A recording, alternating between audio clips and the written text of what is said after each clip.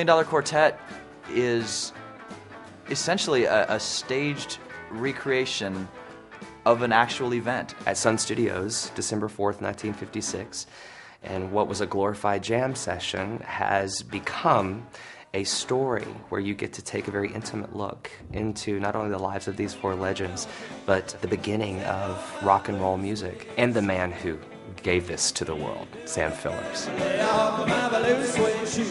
And they just sang a bunch of songs. They jammed the way musicians do.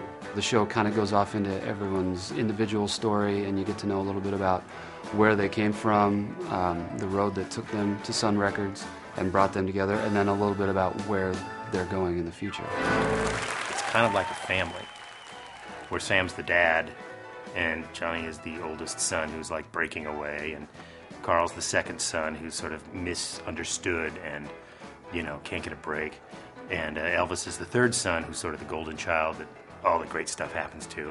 Of course, the baby is Jerry Lee, who's a pain in the ass.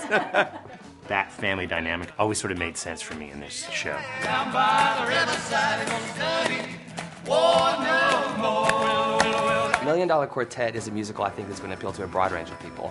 A lot of people that maybe wouldn't come see a play come see our show. They may come in to expect that this is going to be a traditional theater experience, and by the end of the night, they're all on their feet, they're all clapping, some of them are dancing in the aisles, twisting, shaking, and having a great time. This show is kind of designed for that. You know, it's not really designed for people to sit there with their hands folded in their laps. I think when people come and see the show, what they're getting is something very unique, very original, and informative, and not a lot of people expect to walk away learning so much about these four guys and Sam Phillips and the history of Sun Records. But no matter, you know, whether it's a busload of high school kids or a bus of senior citizens or a bunch of drunk college kids on a Saturday night or a group of people who actually, you know, lived through this stuff in the 50s, by the end of the show, everyone's on their feet, everyone's clapping, everyone's having a good time. This courageous great balls of fire.